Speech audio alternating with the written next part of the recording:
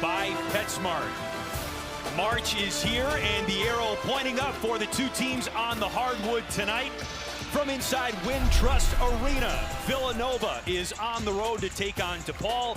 Two teams that have exceeded expectations relative to where they were way back in late October when the preseason poll was first announced. DePaul still in the running for a first-round bye in the upcoming Big East tournament. Villanova comfortably in third place in the conference standings and eyeing its first NCAA tournament appearance since 2022. It is a great time of year for basketball fans, and it's great to see you on this evening alongside Nick Baugh. Chris Foster's on hand.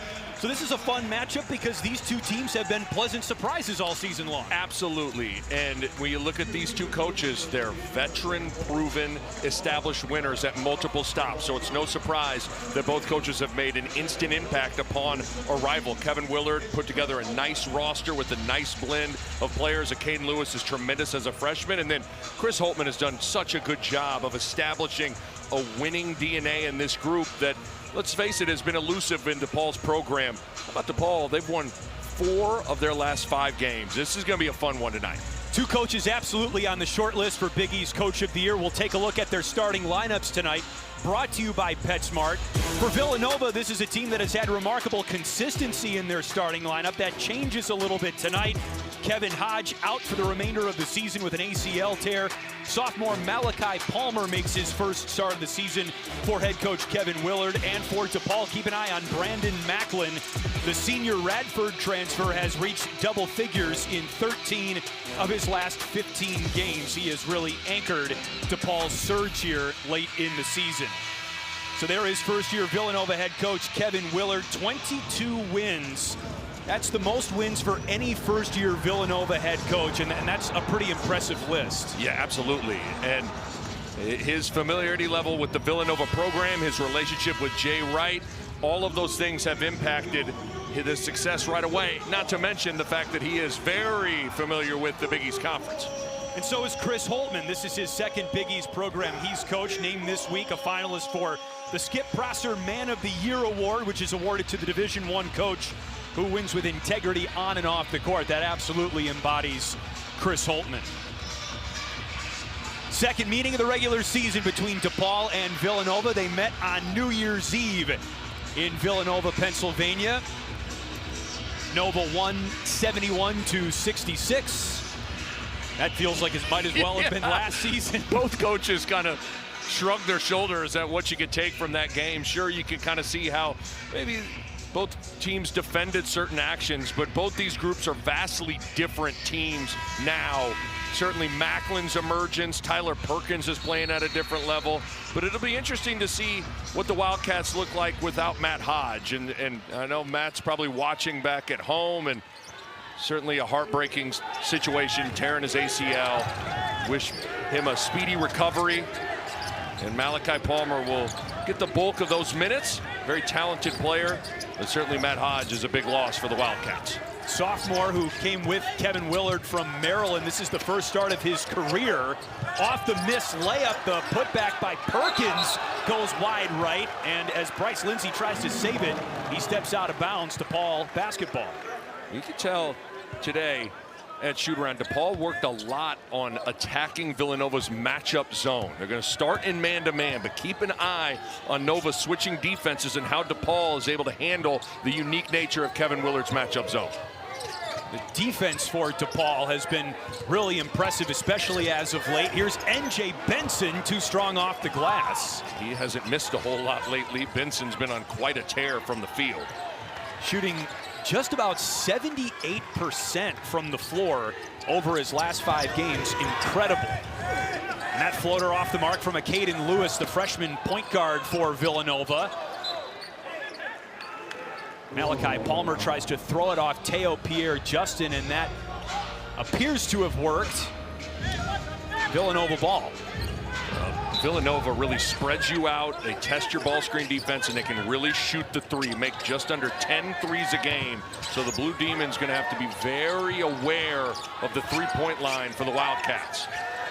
Here's Lindsey, a deep three, a brick, and the rebound picked up by Macklin of DePaul. He's been running the offense more lately for the Blue Demons.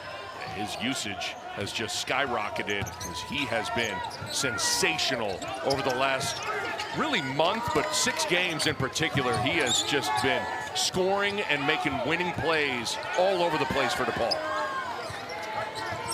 Another winding shot clock here and an offensive foul called on DePaul. So just about 2 minutes in, and we're still looking for some offense. That is 100% on the ball handler. You got to allow the screener to get set before you come off it. I hear that more and more, that those illegal screens, it's actually not always the screener. Isn't who's that crazy? Guilty. Yes. More often than not, illegal screens are because the ball handler doesn't allow for the ball screen to get set.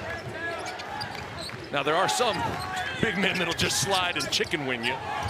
Speaking of sliding, Duke Brennan, fleet of foot, the game's first bucket. He is just an excellent roll man. Short roll, rolling to the rim, passing out of the short rolls, and certainly scoring as well.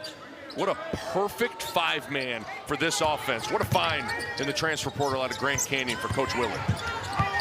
Macklin covered up by Brennan and Lewis strips him. Caden Lewis out of Washington, D.C. He missed the dunk. That's not going to fly in Chicago. Here's Layden Blocker. Alley-oop too tall for N.J. Benson. Just a disjointed start for both teams.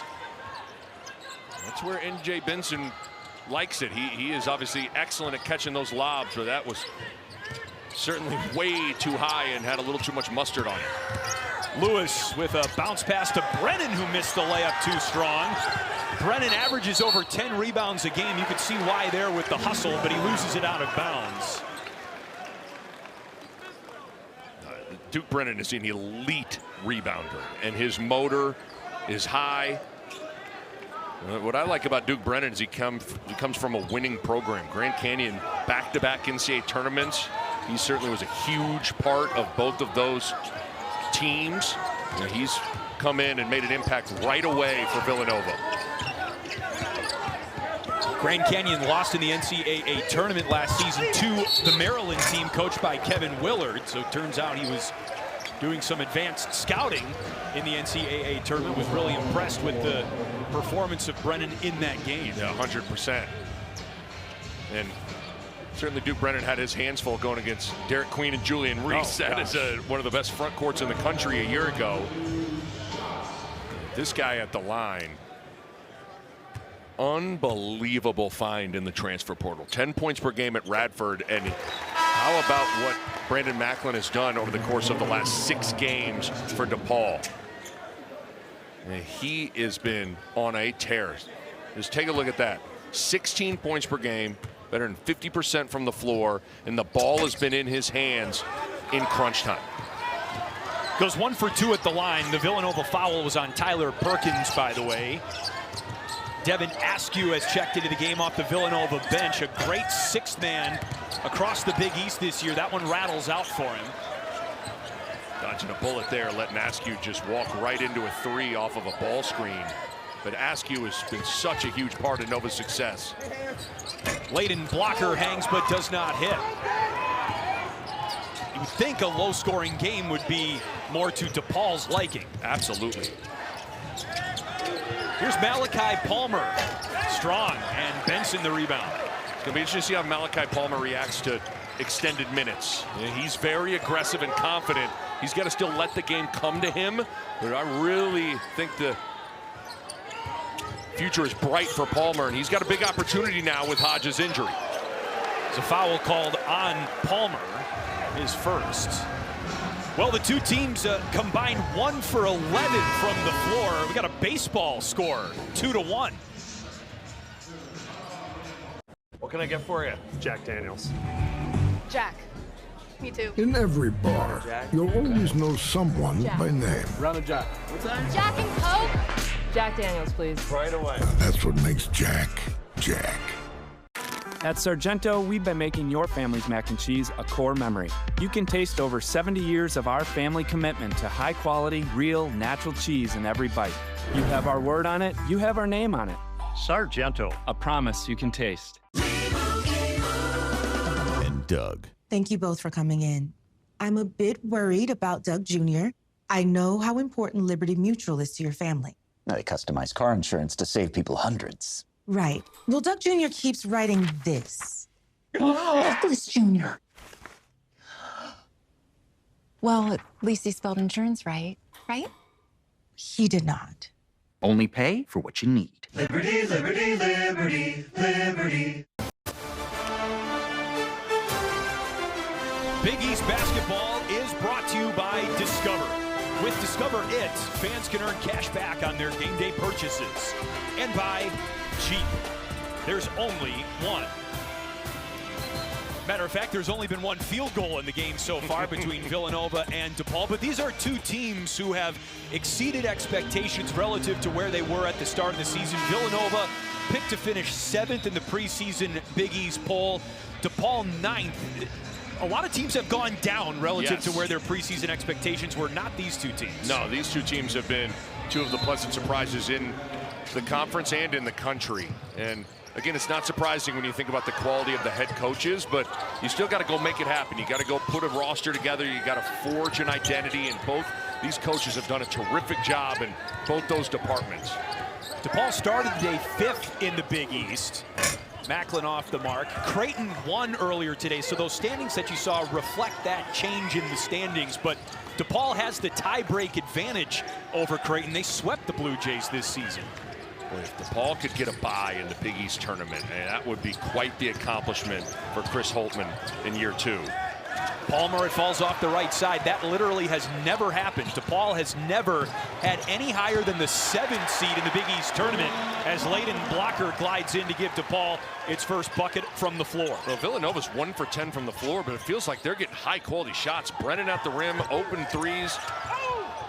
Here's Palmer, nearly an air ball. Again, that's a makeable inside-out 3, though, for Malachi Palmer. C.J. Gunn is DePaul's leading scorer, number 11. He has come off the bench in about the last handful of games for Chris Holtmann. That's off the heel, and the rebound tipped out of bounds. Villanova ball. Layden Blocker in transition. Certainly DePaul doesn't want a track meet, but when Blocker has an opportunity to utilize his athleticism and his speed, he's got to take advantage of it and put pressure on the defense and make good decisions. That was a nice attack from Blocker. Averaging 11 points per game, second year DePaul student athlete, started his college career at Arkansas. Lindsey from the elbow. That's a flat shot that's short. Lindsey almost corralled his own miss, but DePaul takes over. Bryce Lindsey's just hasn't been able to regain that hot shooting stroke that he had at the start of the season. He was great against DePaul in the first meeting on New Year's Eve, 5 of 10 from three-point range. DePaul led at halftime in that game, and Villanova, like the first half so far tonight, did not shoot well until the second half. And Nova closed that game really well. There's Blocker. He's got 4 of DePaul's 5 points. And a lot of that is because you're worried about the lob to N.J. Benson. Benson is roaming there right at the front of the rim, and he has been unbelievable at catching those alley-oops, so Brennan's just a little reluctant to really commit to coming over to Blocker. It's been over 4 minutes since Villanova last scored.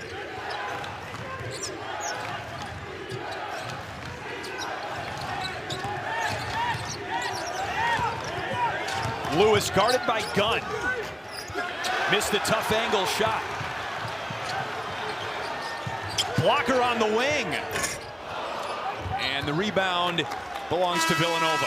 Those shots, you got to be careful and shooting a little too quick, but we talked earlier about the lob threat from N.J. Benson. Just look, Brennan's wanting to retreat back to N.J. Benson, and Blocker understands that, and he's just reading and reacting, but Benson's ability to catch those lobs really opens things up for the guards now at the rim. DePaul leads the country in alley-oops, and it's not just a flash play or statistic. It is a functional part of DePaul's offense. Tyler Perkins finally drops one in the well for Villanova. And Chris, the attention to details got to be better from DePaul in those ball screens, getting up into the ball handler. Too many times a Nova guard has come off a ball screen and just teed up an open three. You're asking for it if you continue to defend like that. There's an alley-oop attempt to Benson. He was double-teamed, but NJ Benson with the wingspan and one. Incredible. You talk about a bull in a china shop. NJ Benson, first of all, did an excellent job of high-pointing this ball and ripping it down. And look at the trust from Cruz McClure that Benson's going to be able to get this basketball in traffic, grabs it, and look at the dislodge on Duke Brennan to go up and finish. NJ Benson's one of the most improved players in the Big East Conference, and his steadiness and physicality have really served this team well. Undersized big man at 6'8", but you see his jumping ability and a 7'1" wingspan really has made him effective in the Big East. Free throw shooting a different story, just 52%, but Villanova flinched.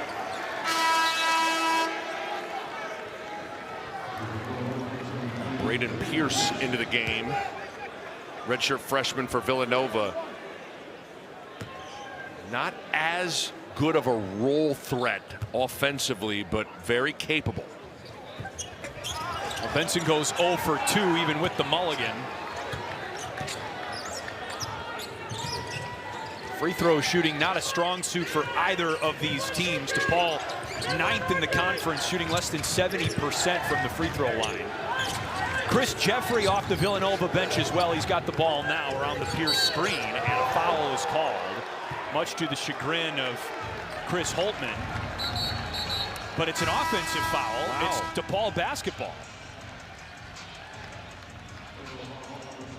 John Gaffney with the call. Cruz McClure did an excellent job of getting into the ball. Watch him fight over one screen and reverse it, and Braden Pierce slides a little bit. Little surprise that's a foul on Braden Pierce, but either way, the biggest takeaway from that play is how you get into the basketball and fight over screens. Nice sequence from Cruz McClure.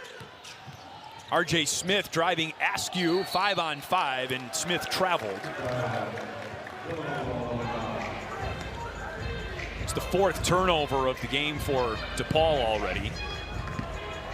And the more Villanova can build their defense inside out, the better it'll serve them. You got to force DePaul to be a three-point shooting team rather than a paint team. Neither of these teams are in the positive when it comes to rebound margin, as Perkins is blocked by the 7-footer for DePaul, Fabian Flores, and it leads to a transition lay-in for Gunn. What an outstanding job. Did you see how Gunn cut off Jeffrey?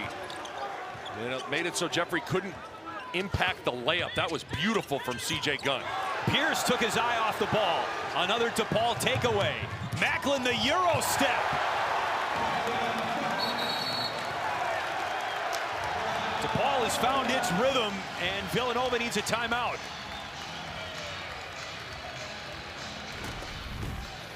Well, defense creating offense.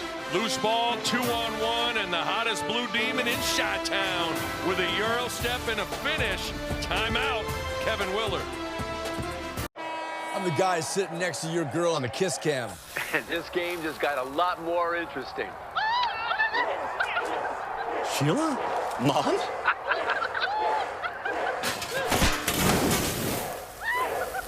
Fire! And if you don't have the right home coverage, you might have to kiss your savings goodbye. Let's go, beat it. So get Allstate, save money, and be better protected from mayhem. Yeah, like me. Bro. Should we sell the car and get something bigger? Yeah, we can do both on cars.com. You're so smart. I know. But what if it's twins? What if it's quadruplets? Huh? What if it's octuplets? Are you freaking out? Get it together, Larry. I got this. I got this. Uh-huh. Sell your car with cars.com. Buy your car with cars.com. Where to next? Every time we just play good, solid defense, we're getting stops. We're playing so casual on the offensive end that we've given. It's our fault. We missed 5 freaking layups.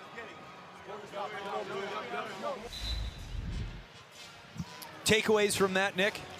I completely echo those sentiments. 2 for 15 start from Villanova and 3 turnovers. And of the 13 missed shots, a lot of them have been pretty high quality looks. Brennan, a couple of shots at the rim, some wide open threes from some capable shooters in Palmer. And Devin Askew just got to tighten things up on the offensive end for Villanova. Kevin Willard trying to guide the Wildcats in his first season to what would be his 9th NCAA tournament appearance as a head coach. There's another steal for DePaul. Layden Blocker, take cover. Wow. With the left hand, Layden Blocker.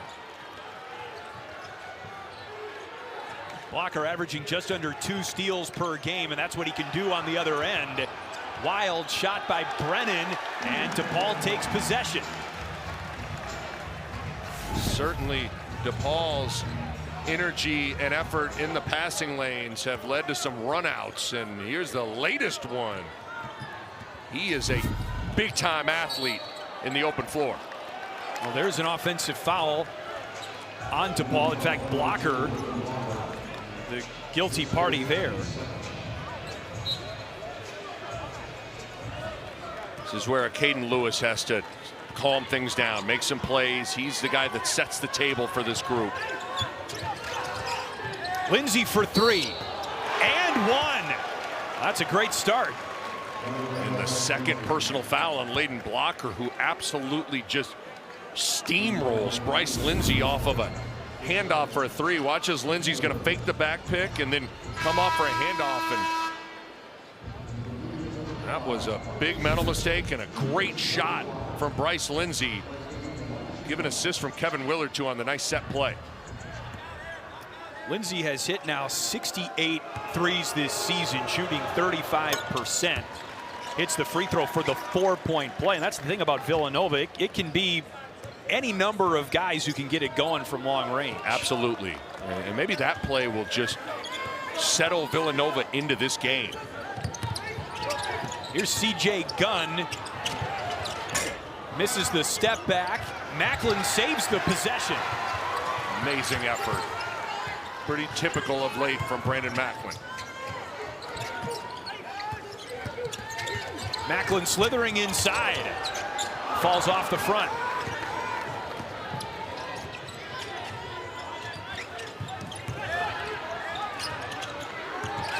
Perkins working on the freshman Cruz McClure. Dropped off to Brennan. Lost it on the way up. It all starts with containing the dribble, Chris, and Tyler Perkins got busy on Cruz McClure, which got DePaul in rotation. Nice drop down, and Flores, excellent length, impacted Duke Brennan's approach at finishing that, but fouled him.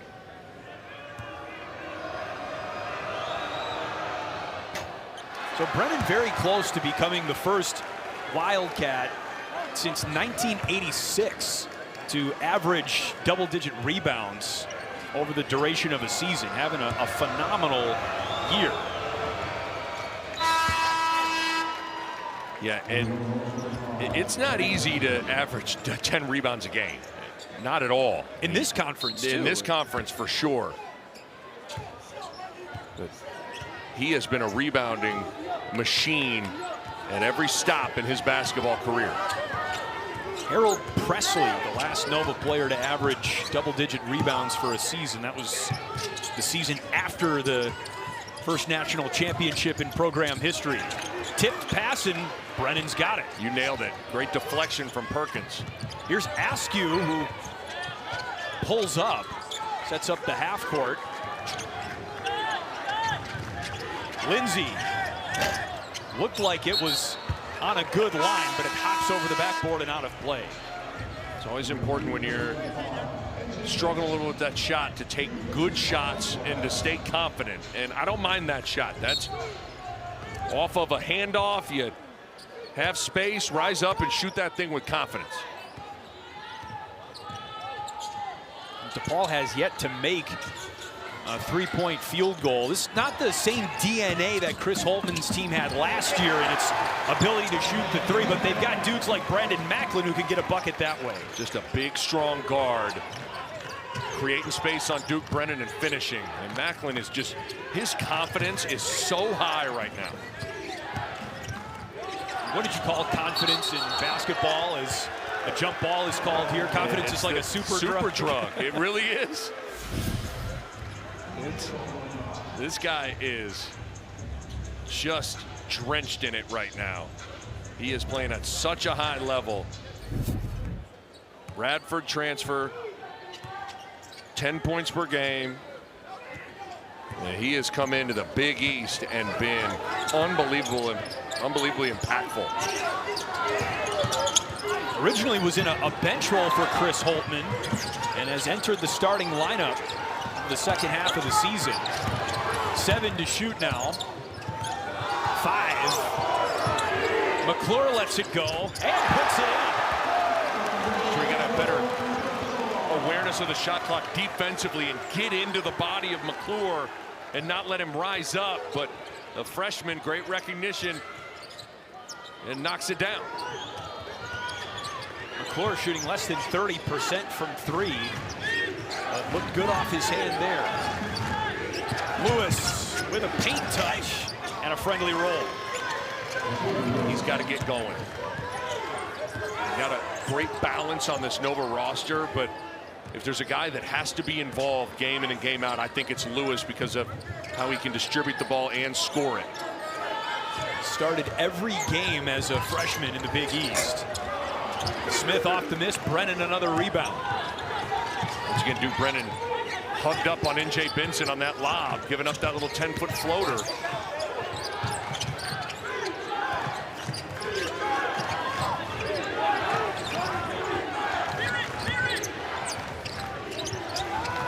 Perkins from NBA range.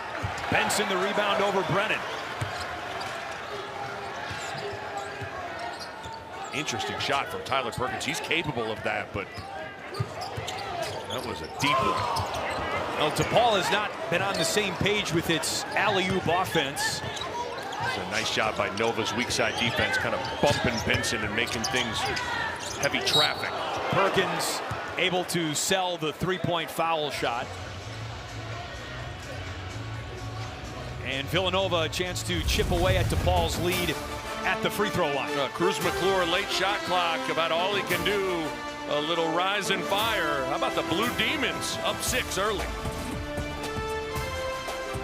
I checked Allstate first and saved hundreds on my car insurance. Unfortunately, I did not check just how permanent my body paint was. So, yeah, check Allstate first. You can save hundreds. So how did these strangers, a random collection of guys, end up fast friends? They were +1s to a high school reunion. Not fun. But then someone pulled out the BetMGM app. Who do you got? That's all it took. Hey, the game's on downstairs. They bonded over betting stories before even learning each other's names. And when their bet hit, turns out this reunion wasn't so bad. Make it a bet that turns into a bond. BetMGM Sportsbook. Make it legendary.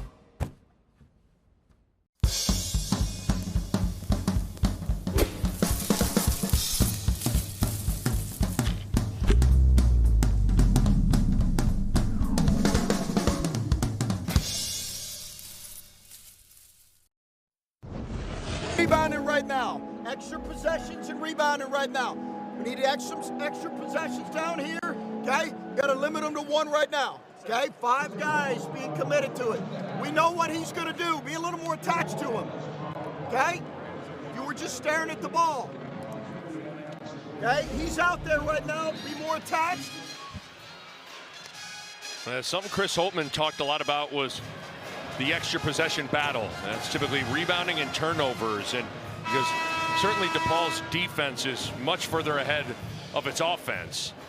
It can be challenging for DePaul if they're allowing the opposition to get a lot more field goal attempts with second chance opportunities and turning the ball over. So heightened awareness on that. And that guy right there has just done such a great job in a short period of time here in Chicago guiding this program. and getting it to where it's at right now. See, 2017 Big East Coach of the Year when he was at Butler. He's been named Coach of the Year in 3 different conferences and could very well pick up his 4th Coach of the Year award this year. You would certainly think it would be down to Chris Holtman, Kevin Willard, Shaheen Holloway at Seton Hall as well has done a tremendous job. Take your pick. I think both these coaches would be at the top of my ballots. That guy right there has really instilled a standard of fight and competitiveness.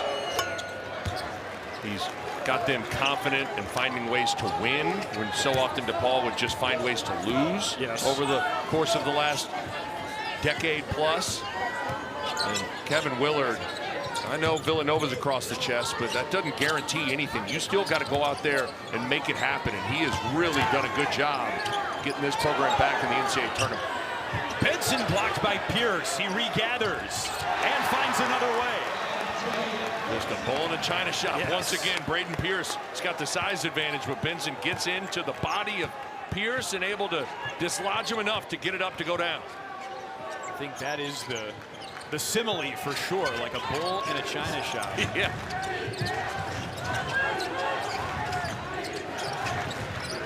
Look at the physicality of DePaul into the ball handlers. Lindsay around Smith. Met at the rack and draws the foul. So you tell me, does this fit the description, bull in a china shop? From a basketball perspective, this is about what it would look like. Just a block, get into that chest, dislodge him, up through the body of Pierce, gets it to go down. Benson in his 2nd season here in Chicago.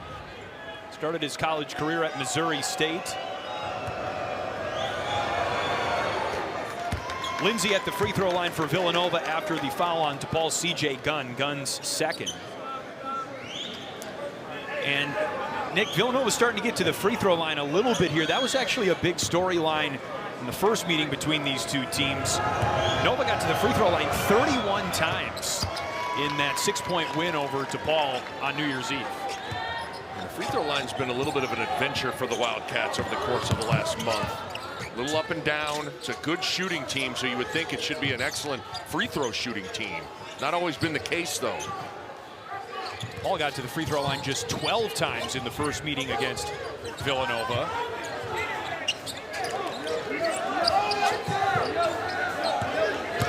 McClure, and a foul on the floor called against Lindsay.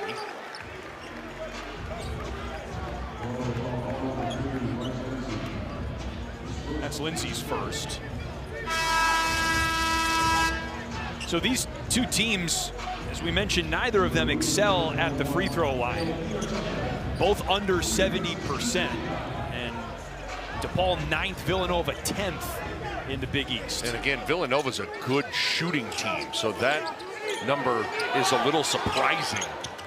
And most importantly, Caden Lewis has really struggled from the free throw line. Last 6 games, Caden Lewis is 11 of 25 from the free throw line. And so something to just keep an eye on as this game progresses, and now that you're into March, that free throw line can loom large in big games.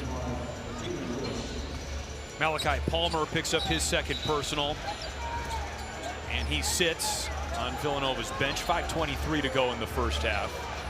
Well, certainly DePaul has the complexion of the game how they like it. Yes. DePaul wants it grimy and physical and low scoring.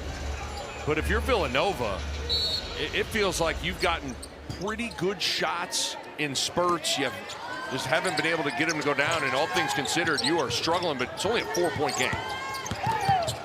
McClure runs into Brennan. Teo Pierre Justin out on Askew. Here's the entry to Brennan, spins off Benson. Good help by Macklin. The ball careens out of bounds along with Caden Lewis. Stays on this end. DePaul only allowing 69 points per game. That is a top 60 mark nationally. It's a team that has been hard to score against. Yes. Perkins. Wow. And, it stays with Villanova. I think Pierre Justin touched the ball with his foot out of bounds. I think you're exactly right. Huge break for Villanova. Askew out of bounds. Again, we said the three-point line was going to loom really large for Villanova. 37% of Villanova's points come from the three-point line. That's 34th most in the country. So they take a lot of threes. They rely on the three-point line, and it's a little cold here in Chicago early on. I mean, subarctic. Like 4 for 21, 19% for Villanova here. R.J. Smith off the mark. I haven't seen the Perkins post-up ISO look yet, which is a big part of their offense, as Lewis, who's so creative at finishing around the rim. A left-handed player there with a little underhand scoop shot with the right hand. And here's the thing, if you're Villanova, you're shooting 22.7% and you're only down 2 points. Yes. Lewis the foul there for Villanova. You mentioned early in the game that Villanova was getting good looks. They weren't just dropping, so maybe that's what you hang your hat on right now if you're the Wildcats. Felt like Nova was getting good looks early. DePaul has ratcheted up that defense over the course of the last 8-10 minutes of this game, but nevertheless, Nova's a very capable offensive team that has so many different guys. This is where your depth makes a difference, where somebody's going to have it rolling when you have that many capable scorers. R.J. Smith had a good game against Villanova earlier this season, 11 points and a season high tying 3 threes. He goes 1 for 2 at the line there. Three-pointer ties it for Villanova. They're just 2 of 9 from deep.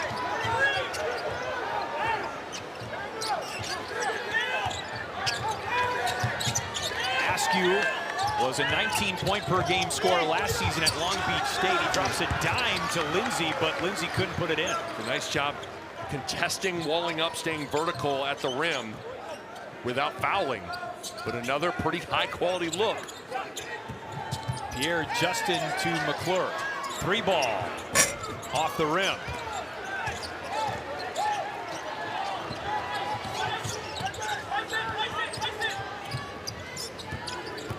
Lewis fighting around McClure, left hand again, denied by Benson, and there's Brennan with the cleanup in the aisle. But at least the aggressiveness from Lewis attracted Benson off of Brennan's body so he could come and get that rotation rebound. You needed an aggressive Caden Lewis.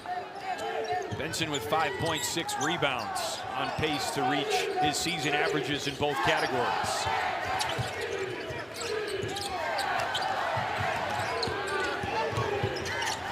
R.J. Smith for 3. Brennan corrals another.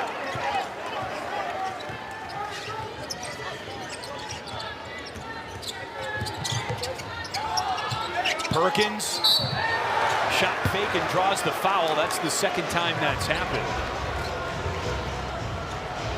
Perkins is finding his offense that way. And Villanova down 1 despite a cold shooting night. Oh, Saturday, you are simply glorious. That's right, Max. Glorioso. And now, with Walmart's Saturday Showdown, you just became legendary. How was your year? Complicated.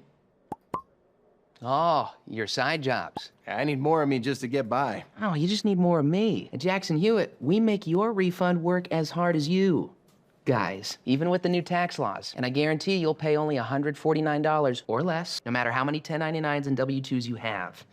So, How you feel now? Like all of me can relax. Can I take this thing off? Who gets the refund? Me.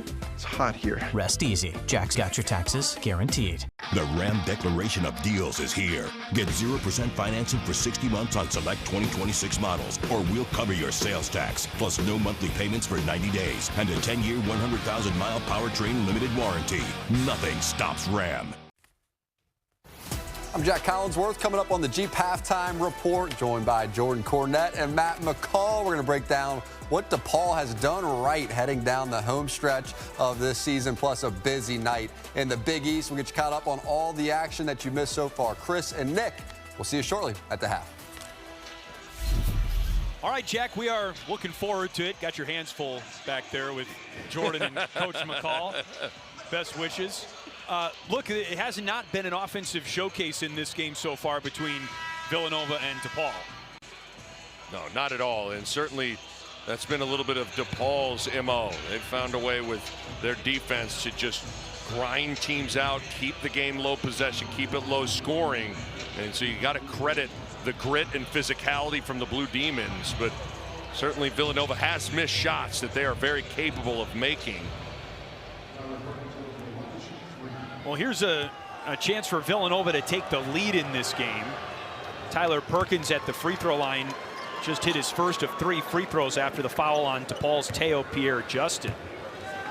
Great action to close out the regular season of men's college hoops. These games on Peacock, Michigan and Iowa will be great. And looking forward to the Big East tournament from Madison Square Garden as well. That Michigan-Iowa game will be fun. Iowa looking for a bounce back, and Michigan just continuing to roll. Michigan handed Villanova a loss in the non-conference portion of the season, of course. Blocker looking for some room. Brennan the rebound. Some trust from Chris Holtman on Blocker, back out there with 2 personal fouls. He had it going offensively. He did. The 2 fouls really hurt his rhythm. One was an offensive foul, and then one was fouling Bryce Lindsey on a 3. Perkins drops it in.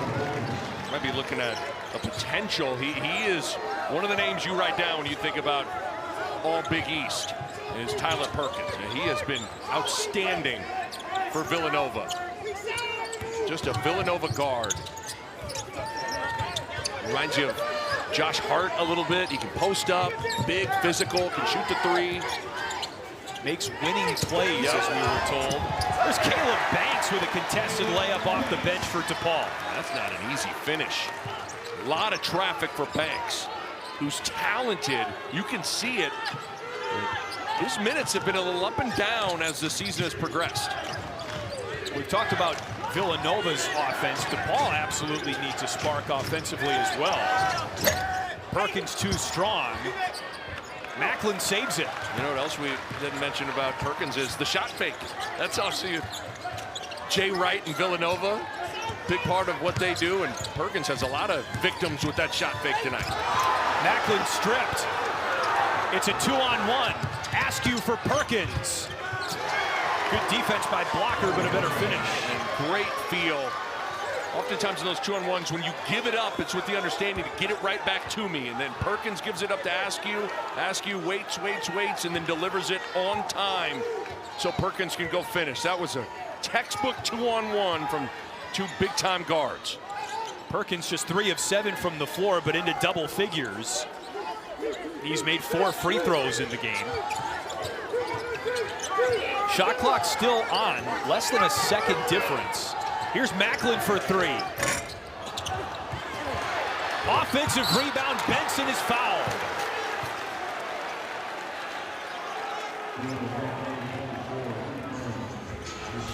Great strength and physicality, just wedging in that backside for the rebound. Watch Benson just get into the body, will rebound out of his area and goes right back up. Benson 0 for 1 at the free throw line tonight. 0 for 2. In a struggle. 52% free throw shooter. You have to understand that if you're Villanova right now. First of all, don't get another lane violation because he kind of has a little set. The timing of it's a little weird, but you got to rebound. 5 for Benson in the game. And Chris Holman calls a timeout for DePaul with 4 seconds to go in the half. DePaul down 2. Villanova 19-2 when they lead at halftime. At Sargento, we've been making your family's mac and cheese a core memory. You can taste over 70 years of our family commitment to high-quality, real, natural cheese in every bite. You have our word on it, you have our name on it. Sargento, a promise you can taste. And Doug. Thank you both for coming in. I'm a bit worried about Doug Jr. I know how important Liberty Mutual is to your family. They customize car insurance to save people hundreds. Right. Well, Doug Jr. keeps writing this. Douglas Jr. Well, at least he spelled insurance right, right? He did not. Only pay for what you need. Liberty, liberty, liberty, liberty. ¿Sabías que Walmart tiene Express Delivery tan rápido como 1 hora? ¿Quién diría? Perfecto si van al cumple de una amiga y se les olvidó... ¡El regalo! Listo, va a llegar justo a tiempo. Walmart Express Delivery, your real BFF. Todo lo que no sabías de Walmart que conocías. Villanova ball, plenty of time to get a look if you're the Wildcat. Absolutely. Rule of thumb, you got to dribble per second. 4 seconds, you can absolutely go the length of the floor. The key is, do you catch it with a head of steam going towards the rim, or do you have to go backwards? Watch something flip right back to Lewis here. You called it, Nick. Caden Lewis for Askew. Just how they drew it up, but the shot off the mark. Great look from Villanova. Villanova trailed for over 12 minutes in the first half, and yet they lead 26-24 over DePaul at the break. Low scoring, but a close affair between these two Big East rivals playing for postseason positioning. We'll send you the Jeep halftime report after this. What can I get for you? Jack Daniels. Jack. Me too. In every bar, you'll always know someone by name. Round of Jack. What's that? Jack and Coke. Jack Daniels, please. Right away. That's what makes Jack, Jack. Antes era como él. No. Awkward? No. Torpe? No. You had a mustache. No, estaba perdida, pero me hice miembro de Walmart Plus y ahora tengo entregas gratis, no solo en el súper. ¿Quién diría, quién diría? Antes no podía elegir mi streaming service, pero ahora tengo entre 2 para escoger. Walmart Plus saved me. Well, wait. Trust me, esto te va a servir más que la lección de tuba. Sousaphone. That's what I said. Obtén Walmart Plus y hazte un miembro que sabe más. Pollen allergens don't just float around outside. They're also inside your home. Introducing Clorox Pure Allergen Neutralizer, a daily air spray developed with allergists to neutralize allergens like pollen before they become allergies. Welcome to the Jeep Halftime Report. So a 2-point Villanova lead at the break. Bryce Lindsay, the 3 and the foul. He's 1 of 3 from outside with 6 points. And then Layden Blocker comes up with the steal. Look at the tomahawk throwdown. He has 6 points as well. And Villanova 19-2 this year with the lead at the break. Welcome to the Jeep Halftime Report. Jack Collinsworth, you know Jordan Cornette, and the coach Matt McCall. Jordan, the story of this first half for you would be what? DePaul's attention to detail, understanding the game plan and executing it, which has been a theme and a norm for Coach Holtman's group as they've gotten progressively better throughout this season. What does Villanova do well? They shoot the 3. So this group has been attention to detail, up on shooters, contesting everything, switching to get out on them, running guys off the 3-point line. And they've also been attacking the rim and understanding that this Villanova group was already vulnerable there. And now it's only Duke Brennan because Matt Hodge is lost for the season. This is a group that I think should lean more into that. Honestly, I think N.J. Benson has a true advantage down low. I'd play through the big fella and continue to build on, you've had the driving and the gap pursuits to score the basket, but put that big fella on a block and let him get more looks. He's been effective. It's tough for me to watch this offensive struggle on both teams. It's just a tough game offensively. What do they call it? A good old-fashioned rock fight? Yeah. That's what we have on our hands. But if you're Coach Willard and you're going in the locker room, And you're like, guys, we had just 4 made field goals with about 3.5 minutes to go in the game. We're shooting 28% from the field, and we have a 2-point lead. We just have to move it more. We have to play with better spacing. But I think DePaul's length is causing them some real problems because Villanova is one of the better offensive teams in the Big East, but their length is causing them problems and doing a great job taking away those 3 points. Yeah, I think it's also now become a little bit mental for this shooting group because the last few looks they got from 3 were clean looks they just simply couldn't convert. Outside of Perkins, who's been very effective scoring the basketball, it's been a little bit of a struggle for a very gifted offensive team in Villanova. They're still on the road in conference with a lead at the break, so you feel good about it, but this is going to be a game, I think, Coach. If you're not excited by what you see in the first 20, buckle up, brother. You're probably going to see it for the next 20 minutes, too, because of how DePaul's going to defend. Well, think about this, too. DePaul, winners of 4 out of 5 coming into this one. Their lone loss, by 1-possession loss to Providence.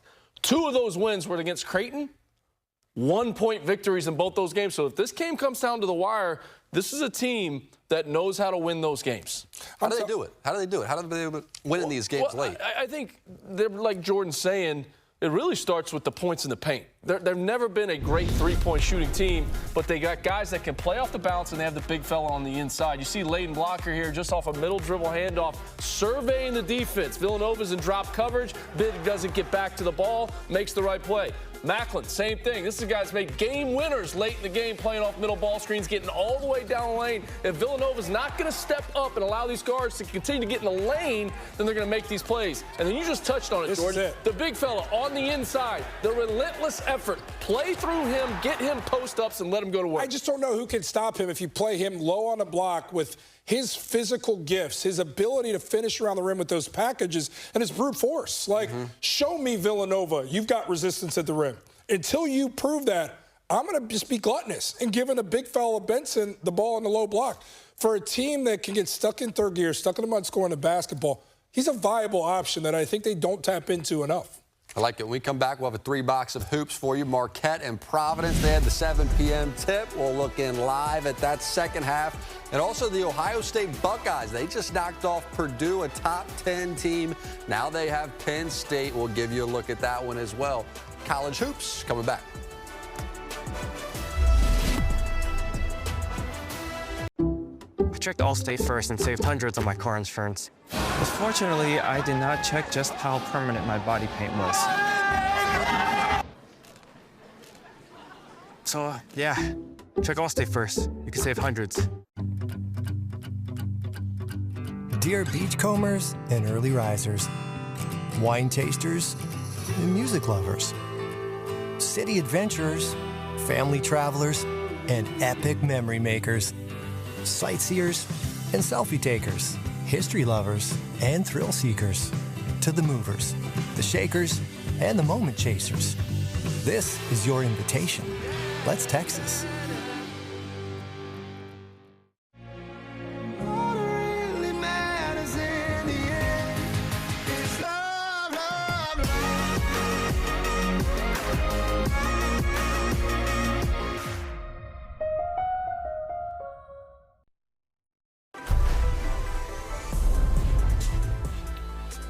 Box of hoops is up. Marquette and Providence, they went off at 7 p.m. Ohio State, Penn State, 7:30 tip. And then Villanova, DePaul was the 8 p.m. tonight. But Marquette and Providence, let's take this game full momentarily. Providence, senior night. This is senior night. And Adrian Stevens has 21. Nigel James Jr. has 20 points on the road. They're getting worked on their home court. Yeah, you feel bad for a guy like Jalen Sellers, too, because he, especially in the first half, had 11 points in the first half. He went out there and he's giving it all in his last game, you know, in his home arena, 4 for 8 from behind the three-point line. But, Jack, you just said it. I mean, these 2 freshmen came in here and put on an absolute show and ruined Providence's senior night. 41 points between the 2 of them. These 2 guys could be the future in the Big East if Coach Shaka Smart keeps this group together, and I have a good feeling he's going to. Yeah, and then you had a couple pieces in the transfer portal, which Coach has made it clear if there's somebody available there, he'll go do that to improve and enhance this Marquette roster. But that core, Coach, you set the table nicely coming into this game by highlighting them. They've delivered for you. Always nice when it makes the coach look good to my left. Always. So he's very hype about that. I get it. Let's talk about Providence, though, and the role they played in this. 20 points off turnovers gifted to Marquette. And I mean gifted. In the first half, that is an insurmountable deficit, and that is a tone that has been set in this game. Providence allowing that in the first stanza, you've already dug yourself the hole. You've almost lost that game in the first half, and then the second half, much of the same. 19 turnovers on your home floor against a young bunch in Marquette who you expect them to perform like that.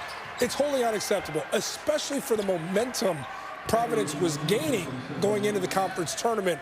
This just flattens all that. And now your locker room is limping into postseason play going, I don't really know who we are. We just got aired out on our home floor on senior night. This feels like a bottom out for our group. This is tough to recover from, especially for a Providence team coach that I was saying could be one of the upset-minded groups when they get to Madison Square Garden. You play like this, I'm jumping off ship. I can't support this type of performance on your senior night on your home floor. Well, the other thing, too, is when you're playing on the first day of a conference tournament, are you going to go in there and lay it all on the line like you're saying, hey, look, this is a one-game season? Or, to your point, Jordan, are you checked out because of how you played in your last home game? Yeah, this is just – Providence has too much talent. Too many shot creators, too many guys with ball skills. This is bad tonight. Very bad. So we showed you the 3 games that are live right now. All of them have their own individual Peacock stream. If you want to watch it, jump over and watch that live right now. The Jeep first half stats of the game that you are watching. This is what it looks like currently. Villanova and DePaul, 26-24 at the half. Three-point shooting has been ice cold in this first half. Second half coming your way next.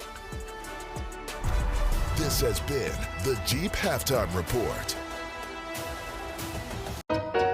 This one or this one?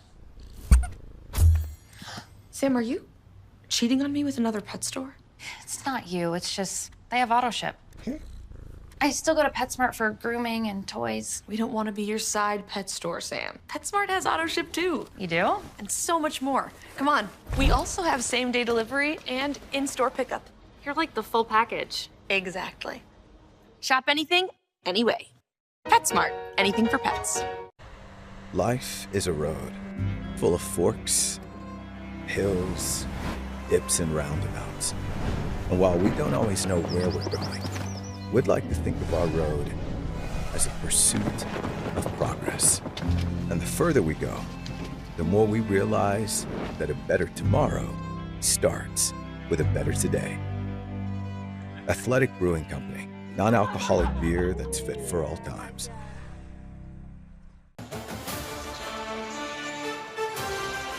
DePaul has won 7 games this season when trailing at halftime.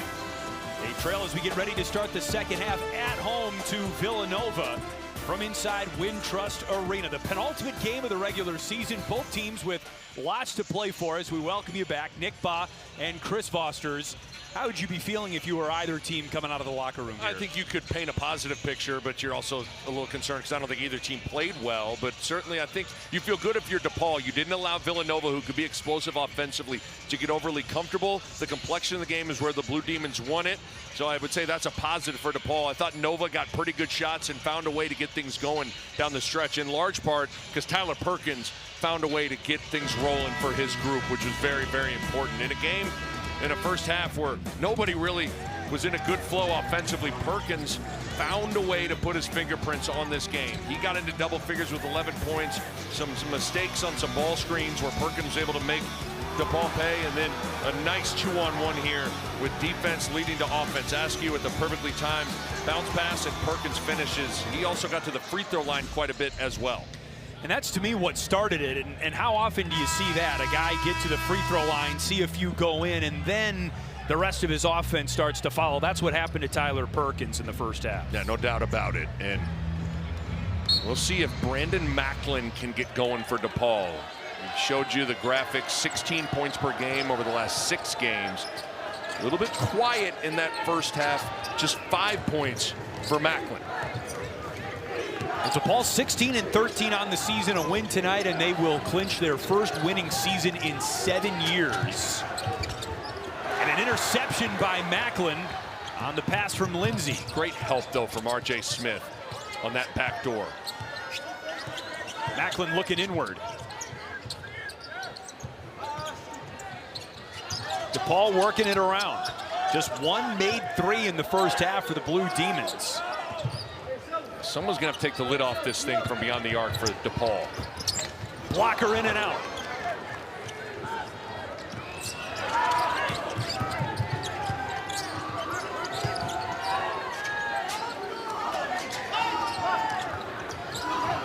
Here's Perkins for three. Long rebound, out of bounds. DePaul ball. Certainly, if you're Villanova, you have to protect the paint. 18 of DePaul's 24 points have been in the paint. And like you mentioned, only one made three. You got to really force DePaul to be a jump shooting team in this second 20 minutes. Macklin hits the reverse. Great seal from Benson as well, just to hold off the help on that baseline, and a nice drive from Macklin. He had a quiet first half at Creighton, but exploded for a big second half, so he's capable of heating up in a hurry. He had a season-high 21 points in that game against Creighton on the 25th of February. There's a foul called, and Perkins going right back to the line. Brandon Macklin, he's got to have an aggressive mentality to drive and play to his physicality, and see how Benson was just holding off Brennan. And Macklin knew if he just got to that baseline, it was going to be vacant to go score. Good recognition of the whole picture there from Brandon Macklin. And as you detected on this end, Nick, Perkins hits the free throw off the foul by Layden Blocker, his third. We'll see if Chris Holtman wants to ride with Blocker. Looks like no sub coming for him as of now. Perkins 2 for 2 at the line on that trip, 6 of 8 for the game. And some full court pressure for Villanova on the inbounds. No one came back to be an option to throw it into for Brandon Macklin. DePaul didn't realize it at first. Lewis tries to sell the offensive foul. Ball skitters through the legs of N.J. Benson, and Lewis has it eventually. What a pass from Brennan to Lewis. Great look from Duke Brennan. Led Lewis perfectly. That's now 2 back doors here early on from the Wildcats. When you look at the 12 and 10 average for Brennan, points and rebounds, you ignore the fact that he averages 2 assists per game also. Pierre Justin off the mark. Palmer for 3. And the Cats are cruising. And that's what Malachi Palmer can do. Again, Matt Hodge out with a torn ACL. Going to be a lot more opportunities for Malachi Palmer, who has shot it pretty well, 37% from beyond the arc. 7 straight for Villanova. DePaul needs an answer. Smith, alley-oop for Benson. That's what DePaul does best. That's certainly a pet play and look for the Blue Demons. Finally got that lob. That fits N.J. Benson's skill set to a T. He's not a pick and pop big. He's really not a back you down post player either. Lindsay off a screen, short, rebound, tipped. Palmer, right place, right time, draws the foul. Again, DePaul, we mentioned it, leads the country in alley-oops. Here's how they get them. A little pick and roll up top to N.J. Benson. And then Villanova getting out in transition. Palmer running the floor, getting his feet set, and drilling it. You mentioned it, Duke Brennan, pretty good passer, whether it's out of the short rolls or those 5-out where he's at the top of the key where you get some backdoor looks. He's very skilled at that 5-out top of the key spot. Blocker sits, so does Lindsay for Villanova. One more free throw for sophomore Malachi Palmer, making the first start of his college career tonight. In the absence of Matt Hodge, who tore his ACL in the loss to St. John's on Saturday. Here's Macklin for Benson. That's almost a quadruple team, and Benson beats it anyway. That was a code red from Villanova there, and it didn't matter. Benson with 9.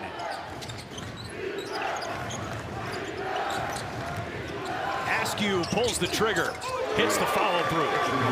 Benson's got to get up to the screener. You cannot allow these guards to just come off clean as a whistle on those ball screens to line up a three. Now some matchup zone from the Wildcats. Haven't seen a ton of this. Sometimes Kevin Willard likes to wait till the second half to throw it out there.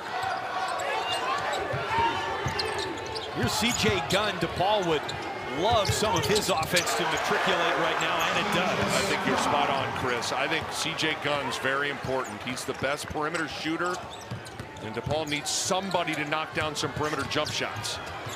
Lewis drops it off for Brennan. Smart from Duke Brennan to get that ball in and out of his hands quickly, because Benson was going to come and try to block that shot.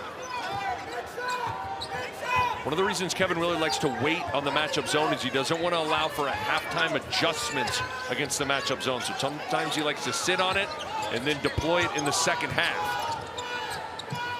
Teo Pierre-Justin off the mark. It was Brennan's 9th rebound. Amazing, just finds a way to always get to that 10 rebound mark. Almost got another assist, but Villanova gives up the good shot for a better one, and Askew has his second three of the half. Starts with that back door, though. That back door pass creates help, and now you're scrambling, and Nova in situations like that is excellent. Just like in the second half in their first meeting, Villanova shooting much better in the second half. Back door, Caden Lewis, kick out, extra pass. 6th-year senior Devin Askew knocks down the triple. And look out, Nova settling in here in Wintrust. Are you looking at 4x4s on cars.com again? No. Whenever you look at 4x4s, you turn into the version of yourself that drives a 4x4.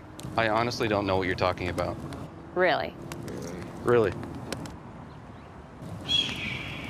I was thinking of something more sophisticated. Huh. Fine. Keep the beard. 2 million cars for 2 million possibilities. Cars.com. Where to next? Life is a road full of forks, hills, dips, and roundabouts. And while we don't always know where we're going, we'd like to think of our road as a pursuit of progress. And the further we go, the more we realize that a better tomorrow starts with a better today. Athletic Brewing Company, non-alcoholic beer that's fit for all times. Big East basketball is brought to you by PetSmart. Anything for pets.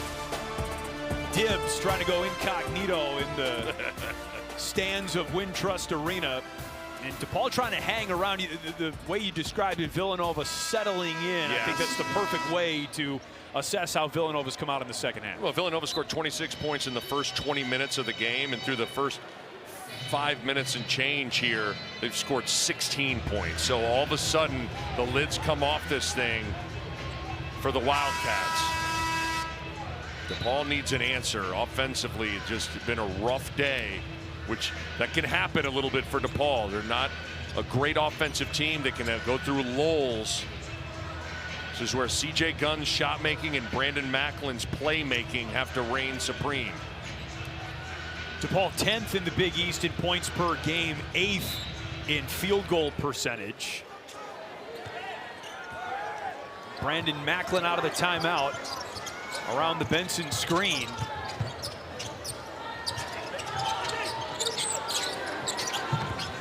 Cruz McClure still has DePaul's only three-pointer of the game. With 5 on the shot clock. Benson got awfully close, but it didn't drop. Good defensive sequence from Villanova. Brennan cleans up the Lewis miss. That was quite the stick back from Duke Brennan. Now some more matchup zone. You know, for an offense that is just trying to find some rhythm, having to deal with this now. Yes. Benson with the flush on the other end.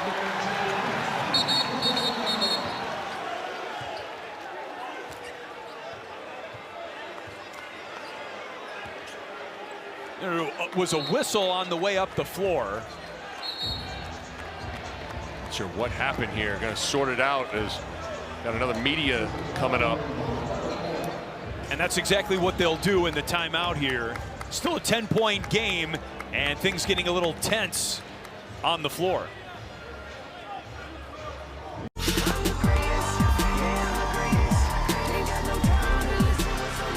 I'm a star of your team. Check out my game day drip. It's custom. Forget the game. You're watching me. Who loves you? And if you don't have the right auto coverage, you'll be paying for that yourself. So switch to Allstate. You can save hundreds. That's cold.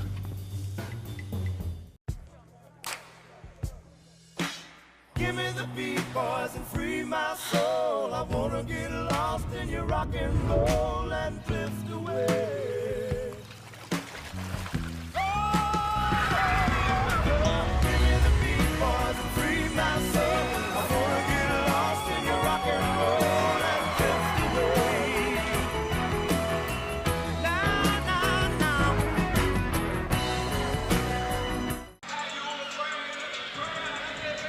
Well, the bigs for both teams have just dunked on each other in back-to-back possessions, and there's some, as you might expect, trash talking going on. I don't think anybody likes to get dunked on, and especially these two guys, Duke Brennan and NJ Benson, take great pride in what they do at that 5 spot. Brennan gets the tip dunk, Benson gets the drop down hammer slam and a little bit of barking, and Pat Driscoll told me during the break sometimes the best course of action is to just tell both players to stop. Nice warning. Rather than a double technical or a double foul, you say, hey, calm down. We'll see now if both bigs can manage their emotions. The Benson-Brennan battle, one of the most intriguing parts of this game, and that's Askew, who was 0 for 4 in the first half and now has 8 points. Just a great random ball screen set on just a kick, and then boom, a screen's coming to that corner. And Askew lines up an easy mid-range jumper. Blocker with the answer.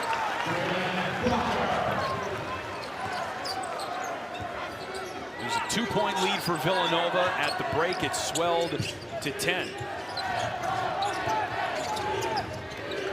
Perkins, that's off. Once again, NJ Benson just a little soft on those ball screens in terms of his hedges, allowing these guards to just line up shots off of a handoff or a ball screen. Gotta be careful. But this has been amazing from Kevin Willard. Pretty much no matchup zone in the first half and a lot of it in the second half. And they'll match up out of it and play man, but really mixing the defense here to start the second half. This is Benson on Askew, and now Brennan, and Benson puts it in and is going to the line. Macklin, that is.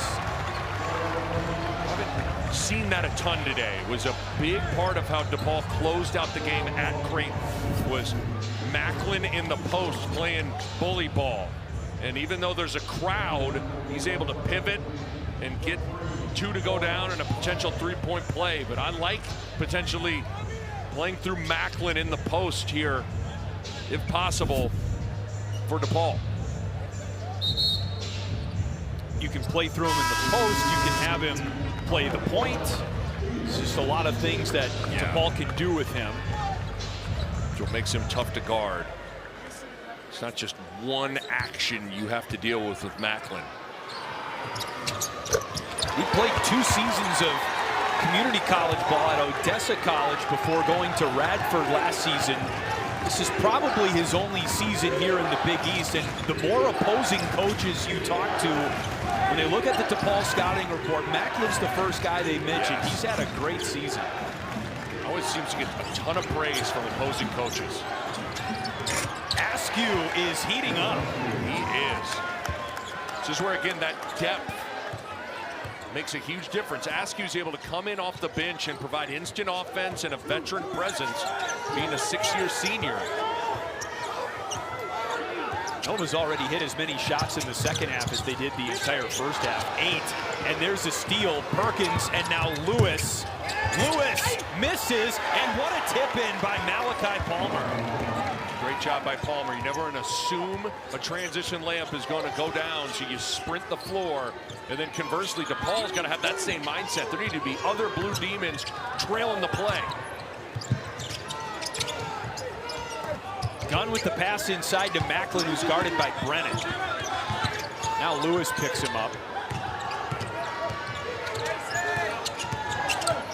5 to shoot for C.J. Gunn. Rebound Brennan.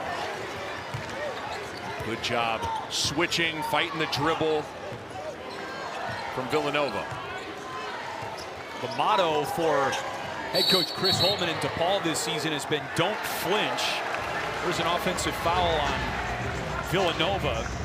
That mentality is being put to the test here. DePaul down 11 with 11 minutes to go. It's tough to not flinch when you've got these Wildcats running the floor, scoring the rock. Good one here in Chicago. At Sargento, we've been making your family's mac and cheese a core memory. You can taste over 70 years of our family commitment to high-quality, real, natural cheese in every bite. You have our word on it, you have our name on it. Sargento, a promise you can taste. Give me the beat, boys, and free my soul. I wanna get lost in your rock and roll and drift away. Give me the beat, boys, and free my soul. I wanna get lost in your rock and roll and drift away.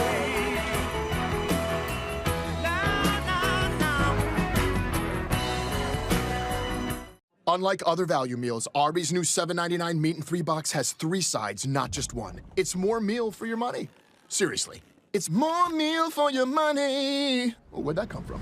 Arby's, we have the meats. Sunday night basketball is on NBC and Peacock every week in primetime. Rockets, Spurs, then Hornets, Suns, Sunday night on NBC and Peacock. The balloon snake is out in the DePaul student section. This actually calls to mind, a similar scene at Wrigley Field during baseball season with the empty cups of adult beverages, not different balloons. Kind of snake. Different kind, yes. Yeah. But you and I have been calling DePaul games here for many years, and you didn't always used to see student spirit like this. No doubt. At games. This is cool. But I was here a couple of weeks ago on the night Rod Strickland got his jersey retired, and it was one of the first nights that I felt like DePaul really felt like a basketball program, if that makes sense. It was the past, shaking hands with the present. There was pride in what had come before them, and that's just all a testament to what Chris Holtmann is doing here. Another takeaway, though, for Villanova, and Perkins puts it in +1. And that's number 4 on Layden Blocker. This is unbelievable. Couldn't buy a bucket. Offense was tough to find for Nova in the first half, and now all of a sudden Villanova is on fire. 8 of 13 from the floor, sloppy turnover, and an easy run out for Tyler Perkins. I mean, this is a great defense at home in DePaul. Nova's on pace to potentially hang 50 in the second half. Perkins misses the 3-point play, but he's had a great second half this season with Villanova. Double figures now in 16 of 18. He was held to just 3 points over the weekend against St. John, so this has been a bounce-back performance for him as Cruz McClure lays it in for DePaul. DePaul's got to find some grit on his end of the floor. You haven't said that very much all season. And even Chris Holtmann said as much at shooter angles. We just got some hard-playing guys that every day they've brought it, but not getting tested here because this is a talented offense that is now humming for Villanova.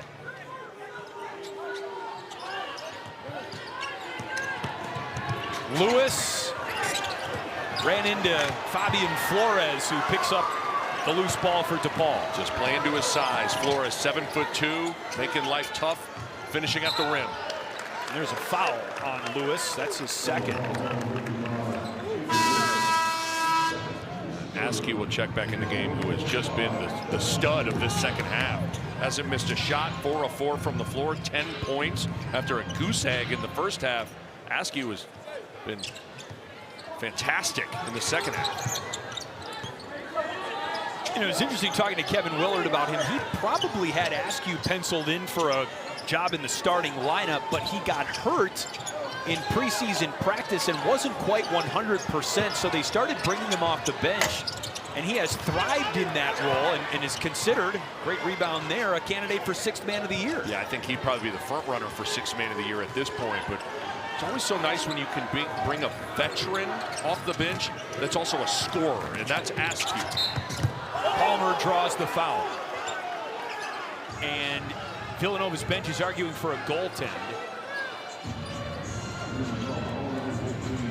But you look at who's in the corner, it's Askew's in the corner, so that holds up any help from Caleb Banks. So Perkins has so much space as he hits that lane line.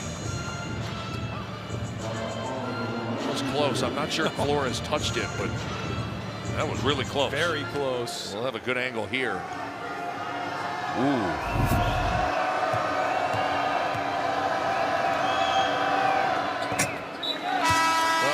We probably haven't talked enough about Matt Hodges' injury. 9 points per game and a starter.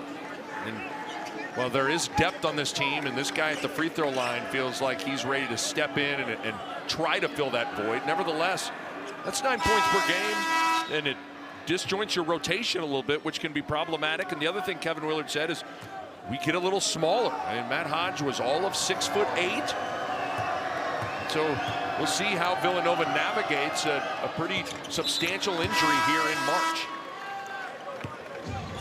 Kevin Willard found his starting lineup right away at the start of the season and rode that group by and large all the way up until now. I mean, starters averaging 27, 28, 30 minutes per game.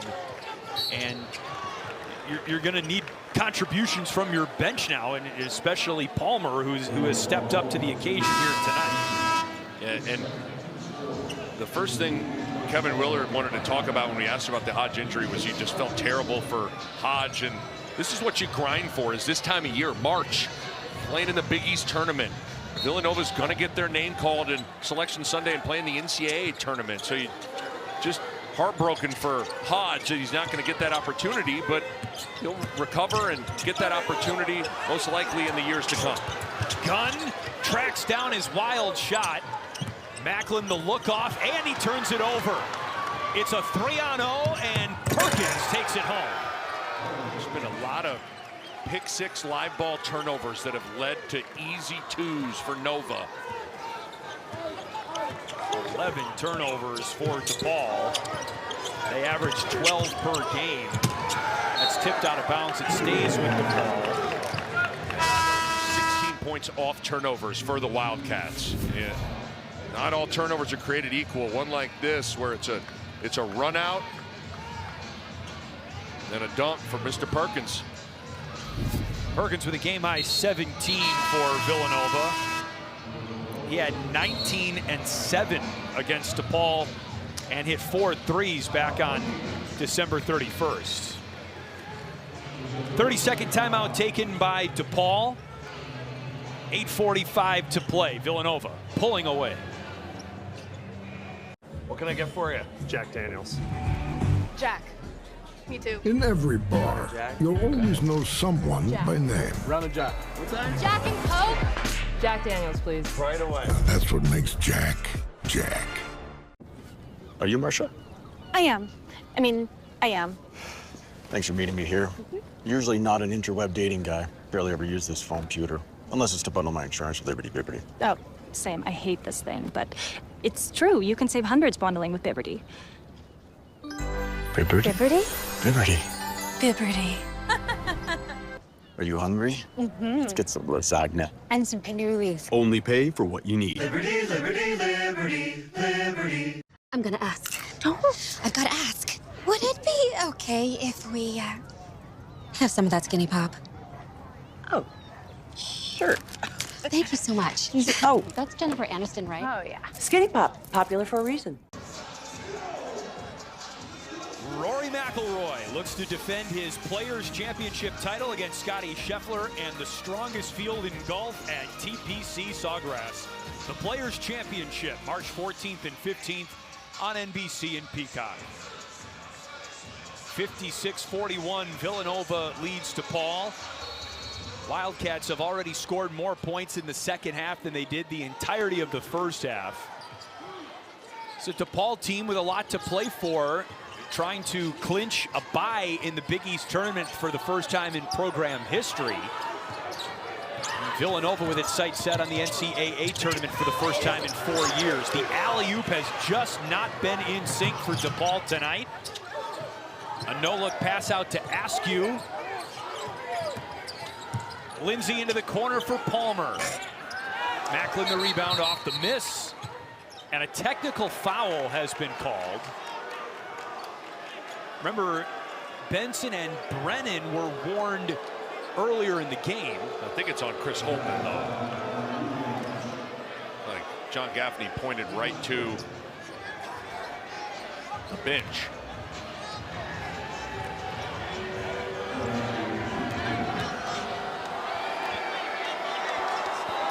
So Askew takes the technical free throw.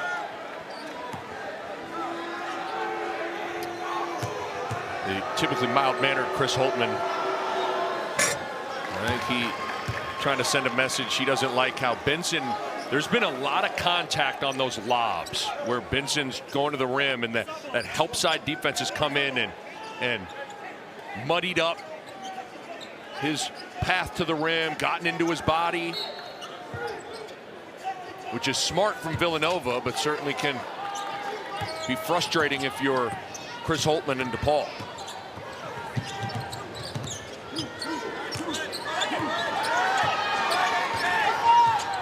48th all-time meeting between DePaul and Villanova. Nova leads the all-time series 39-9. There's another turnover for DePaul. And it's coming down this way with the Cats.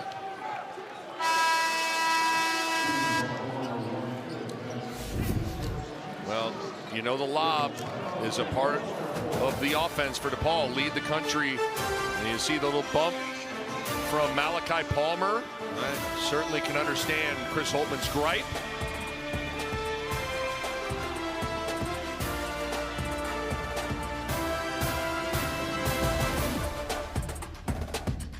I checked Allstate first and saved hundreds on my car insurance. Unfortunately, I did not check my outfit before meeting my girlfriend's family. Yeah.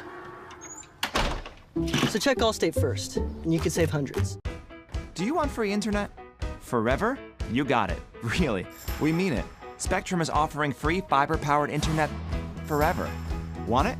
Just call this number and switch 4 mobile lines to Spectrum for a lifetime of internet you never pay for. It's not a trial. It's an unprecedented offer. So we'll say it again. Free fiber-powered internet forever. Have you called yet? Because your internet is forever. But this ad ends now. The Ram Declaration of Deals is here. Get 0% financing for 60 months on select 2026 models, or we'll cover your sales tax, plus no monthly payments for 90 days, and a 10-year, 100,000-mile powertrain limited warranty. Nothing stops Ram. Tournament season has arrived. The Big East Men's Basketball Tournament tips off from Madison Square Garden, live on Peacock, with first and second round action. March 11th and 12th, streaming live on Peacock. It is just around the corner, the Big East basketball tournament, and if it started today, here's a look at the bracket. Now, Nick, DePaul had an opportunity coming into tonight with a win and a Providence loss. They could have guaranteed a first-round bye to Thursday. They got the Providence loss. Providence lost to Marquette tonight. But DePaul has its hands full, down 17 to Villanova right now. Yeah, and again, getting that first-round bye is vital. Winning 3 games in 3 days is hard. Winning 4 in 4 days is one tall task. So it really matters if you get that first-round bye. And certainly UConn and St. John's have kind of levitated above the rest of the league. But this league's been wildly unpredictable, and something tells me we're going to have some fireworks at Madison Square Garden next week. Brennan drops it in. DePaul closes out its regular season against Butler on Saturday. That'll be a big game for seeding in the Big East tournament. Villanova has been outstanding in this second half on both ends of the floor. The matchup zone has pumped energy into the Wildcats. It's disjointed DePaul, and offensively really have done a nice job finding some rhythm. Duke Brennan has been a force on either end of the floor. Yeah, gets the mismatch on Macklin, and Brennan just rolls him into the post and bullies him for an easy 2.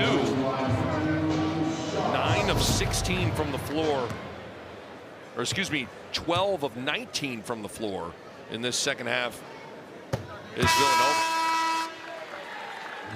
Macklin at the free throw line following a foul on Malachi Palmer. Palmer's third. Macklin into double figures for the 14th time in his last 16 games.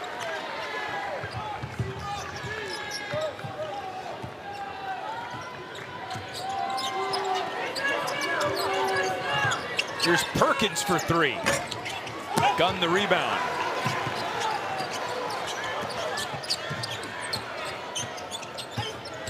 Macklin inside, puts it home. And if you're DePaul, you got plenty of time. You don't have to start playing crazy. Obviously, the urgency's got to go up a few notches. You can chip away at this lead, get this thing to under 10, put some game pressure on Villanova.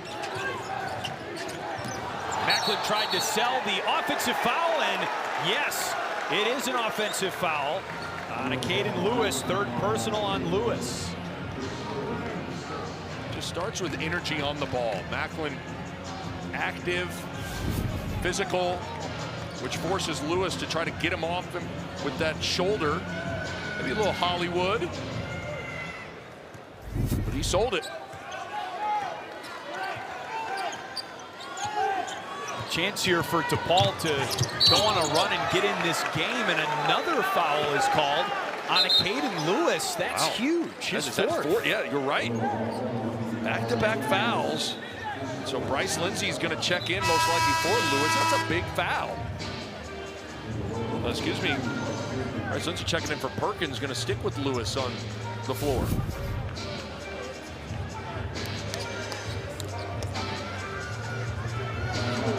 And this is just, I was watching it, said, oh, hey, Lewis has 4, so Perkins right back into the game, and Lewis will take a seat. That's what assistants are for, right? For sure. Among many other things. But the problem is Perkins just checked out, and no time went off the clock, so he can't check back in if I'm not mistaken.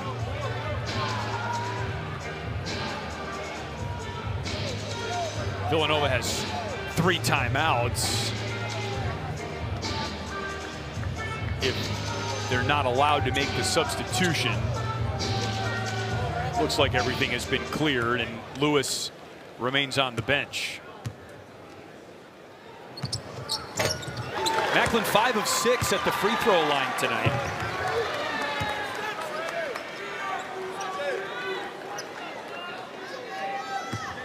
Ten points in the second half for him. Native of Jackson, Tennessee. If you can, the movement has been terrific for Villanova, but with Noah Lewis on the floor, some post up for Tyler Perkins is a decent option as well. 6 straight for the Blue Demons. Brennan off the window. Simple, isn't it? Simple. Just get a shooter in the corner that's going to hold up the help, and you let Brennan get a little bit of a head of steam, and you attack. 13 and 11 for the 6'10" senior Duke Brennan.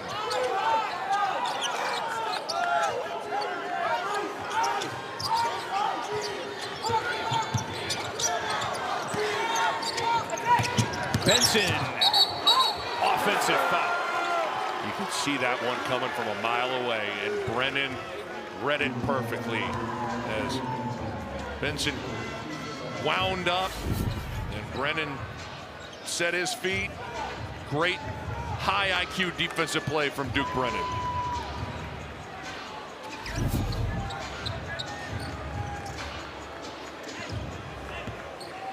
Brennan and Benson have been going at it all game long. Two of the best interior players in the conference this season. Now on the outside.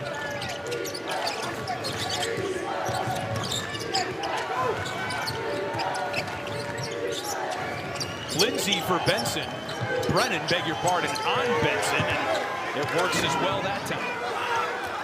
Shooters everywhere, so there's so much room in the paint for the rolls with Brennan. Banks short. Askew rips the rebound in.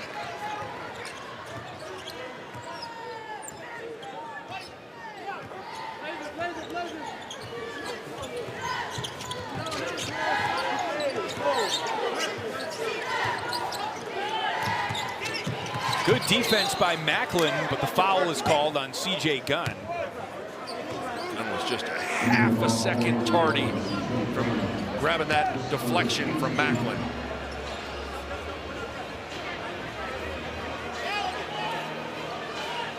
I think Kevin Willard's done a terrific job in the second half with holding that zone back and then deploying it in the second half has really gotten DePaul disjointed. And so what it's allowed to happen is you're playing off your defense, whether it's turnovers or missed shots, rebounds, and running. So, nice second half from Coach Willard. Askew hits the free throw. He's an excellent free throw shooter, by the way. 36 for 41 on the season coming in. But to your point, you know, it's interesting. DePaul is shooting a higher percentage from the floor than Villanova is. Villanova's taken more shots, but DePaul just 1 of 13 from three-point range in this game. And a lot of turnovers and a live ball variety. Banks missed the tip dunk, but McClure with the steal for DePaul.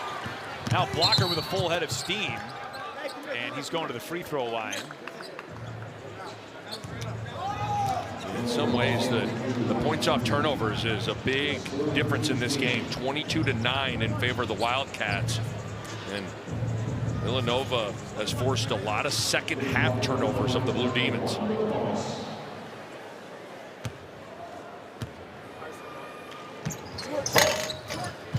Blocker gets the friendly roll. That was a 1-and-1, so Blocker gets another.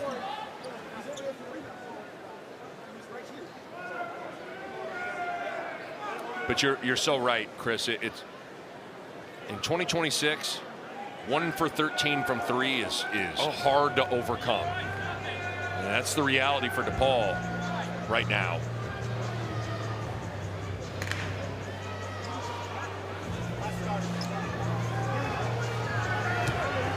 Clock issue, I believe, is the indication from our officials today. Tim Smith, Pat Driscoll, John Gaffney. Blocker 2 for 2 at the stripe. He's into double figures.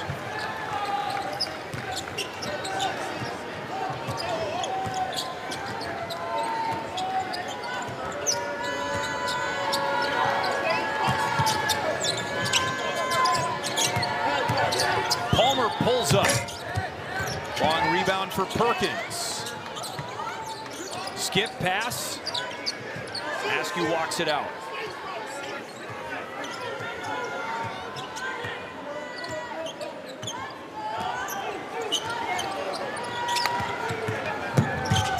Four to shoot. Palmer with 1. Tipped up by Perkins, and eventually Blocker finds it for DePaul. Stripped by Askew, and it's Villanova ball. What amazing hands from Devin Askew. A lost opportunity for DePaul as Villanova has tightened the screws on both ends of the floor in the second half. Are you looking at 4x4s on cars.com again? No. Whenever you look at 4x4s, you turn into the version of yourself that drives a 4x4. I honestly don't know what you're talking about. Really? Really? I was thinking of something more sophisticated. Fine. Keep the beard. 2 million cars for 2 million possibilities. Cars.com. Where to next? Life is a road full of forks, hills, dips, and roundabouts. And while we don't always know where we're going, we'd like to think of our road as a pursuit of progress.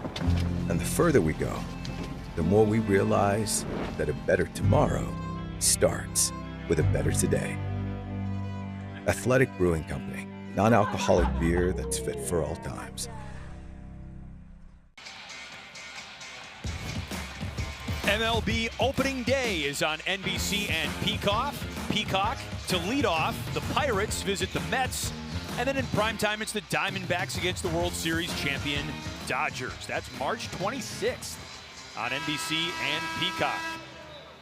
Duke Brennan has 15 points and 11 rebounds to lead the way for Villanova. Such a huge part of balancing that Villanova offense. Oftentimes playing 4 guards. You got shooting and skill on the perimeter. A lot of real estate to operate inside for Brennan, whose job is pretty simple. Set great screens and roll to the basket and play to his physicality. He has done that in a really efficient manner in this second half. You know he's going to rebound the ball. And he has scored at 15 points for big Mr. Brennan here tonight. He's hit the double-digit rebound mark now in 18 games for Villanova.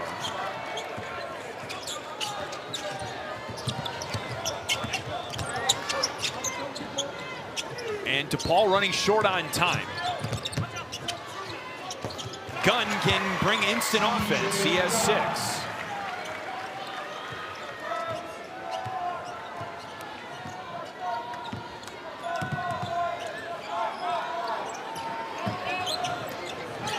Lindsay.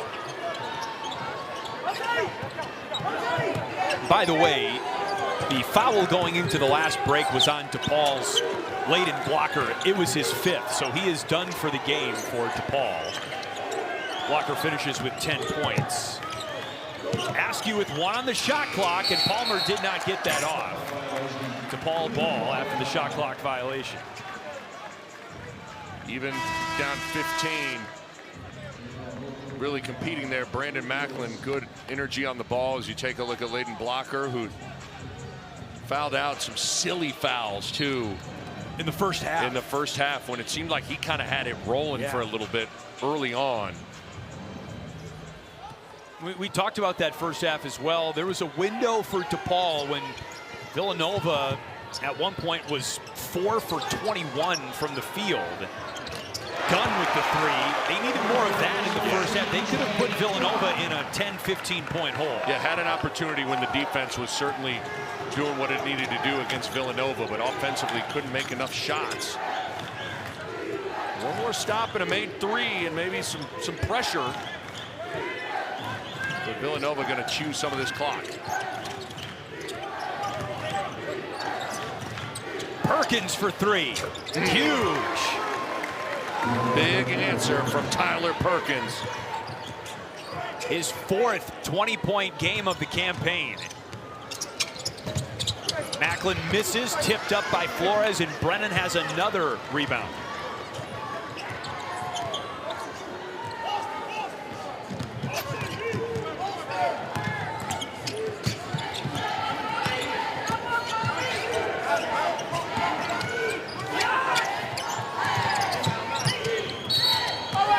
It's a foul on Duke Brennan. Brennan's 3rd. Yeah, one of the things Chris Holtman told us was he thinks Villanova is one of the best crunch time teams in the conference. And a big part of that is having multiple ball handlers. Perkins can handle it. Askew can handle it. Lewis, of course, can handle it. Lindsay can. You just have a lot of guys that can make something happen and handle the basketball. Flores was double teamed, picks it up for DePaul. Less than 90 seconds to go. Gunn too strong from 3. And Perkins saved it for Villanova. Now a 3-on-2. Palmer with the lay-in.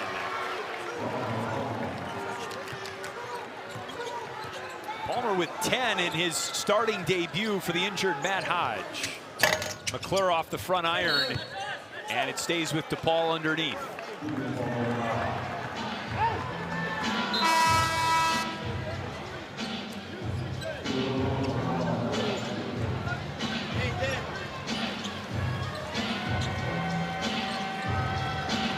So Villanova will close out its regular season against Xavier on Saturday. And Chris Holtman calls a timeout to avoid the inbounds violation underneath.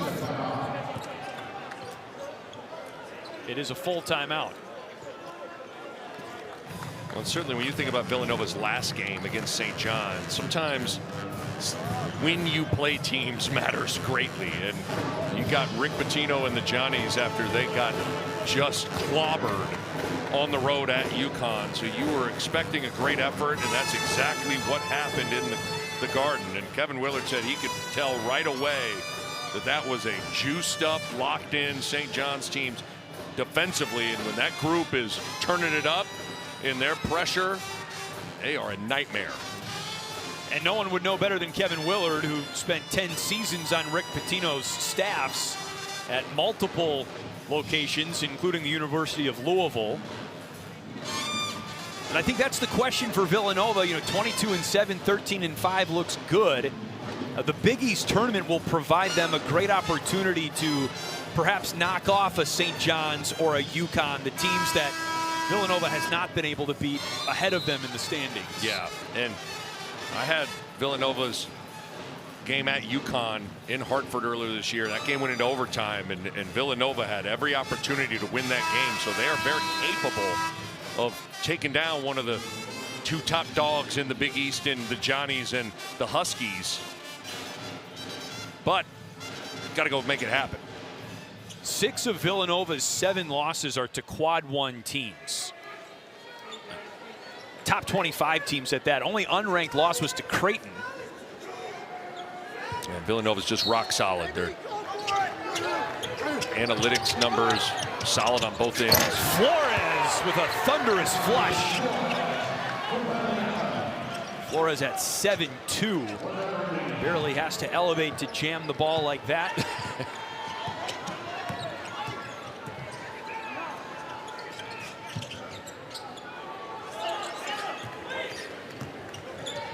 Lindsay pulls up and drains it.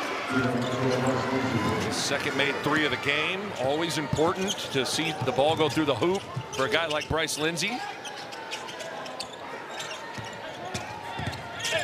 Gunn is fouled. It's on Devin Askew.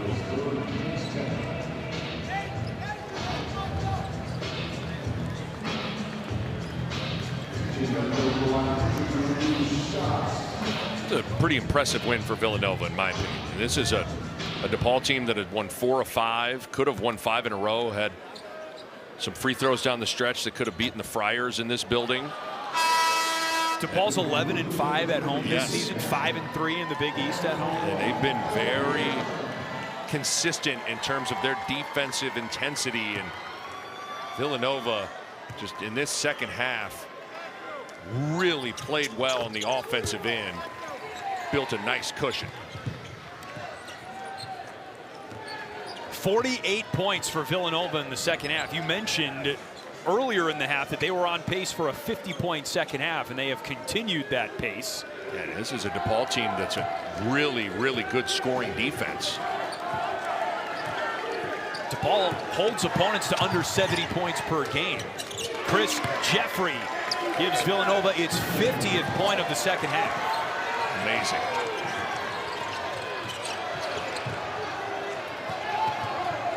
Askew with the takeaway, and that's a wrap.